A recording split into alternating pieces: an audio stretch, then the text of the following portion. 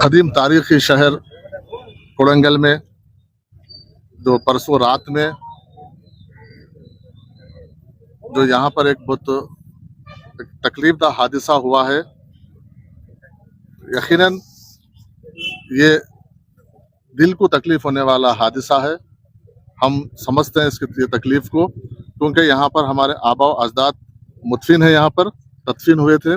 उसमें खबरस्तानों के 3 खबरस्तानों के दीवारों को मस्मार किया गया, तोड़ा गया। उसके साथ साथ एक छिल्ला मुबारक को भी तोड़ा गया, खदीम एक आशुर खाने को भी तोड़ा गया, क्योंकि रात में 2 से 3 बजे रात को ये हरकत हुई है। क्योंकि सीएम साहब की हिदायत पे मैं और हमारे माइनॉरिटी फाइनेंस कॉरपोरेशन के सदर नशीन उबैदुल्लाह कोतवाल साहब, हमारे कांग्रेस के कायदीन और मुकामी कायदीन, हम यहाँ पर आए, आज उनके हिदायत पे आए और देखे यहाँ पे हम मुकाम जो जहाँ पर हुआ है उसका भी मुकाम का हम दौरा किए हैं। उसमें सबसे पहले हम जो कोडंगल अर्बन डेवलपमेंट अथॉरिटी है या फिर कोडंगल म्यूनसिपालिटी है या फिर रेवेन्यू डिपार्टमेंट है या फिर कॉन्ट्रैक्टर है, ये 4 लोग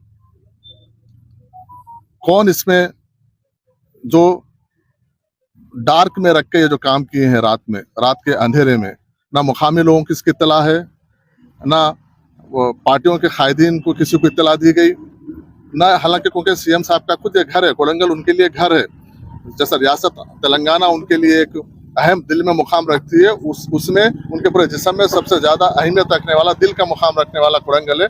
कोडंगल में कुछ लोग ऐसे हरकत किए तो इसके ऊपर वजीर आला साहब बहुत सीरियस है। हम भी यही, क्योंकि हमको भेजने का मकसद भी यही है कि इसके ऊपर पीछे किसकी कारस्तानी है।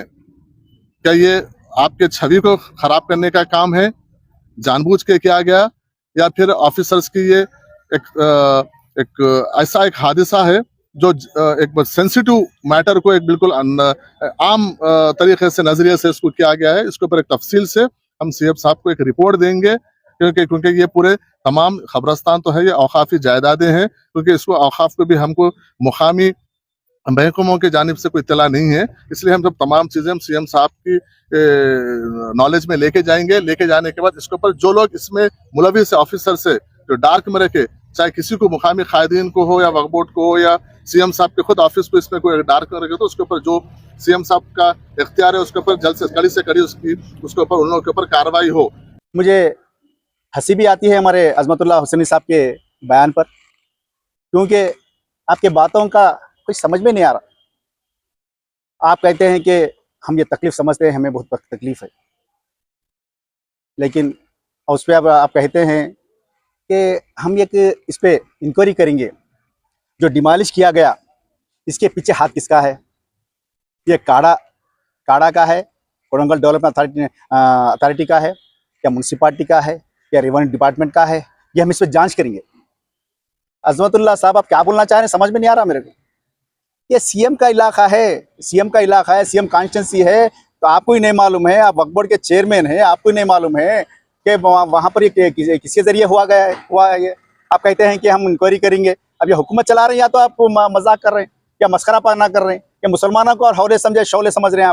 आप क्या समझ के आप ये बात कह रहे हैं कि भाई हम इस पर या काड़ा किया है, या म्यूनसिपालिटी किया है, या तो रेवेन्यू डिपार्टमेंट किया है?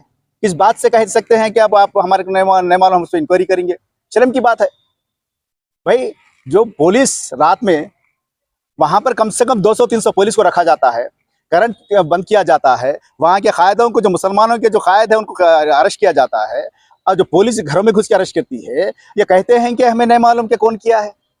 भाई ये जो होम मिनिस्टर है ना, होम मिनिस्टर कौन है? होम मिनिस्ट्री खुद से हमारे सीएम साहब के हाथ में है, तो आप कहते हैं कि हमें नहीं मालूम। ये तो बहुत शर्म की बात है। लेकिन आप किस बात पे कर रहे हैं? आप किस चापलूसी कर रहे हैं, हमें समझ में नहीं आता।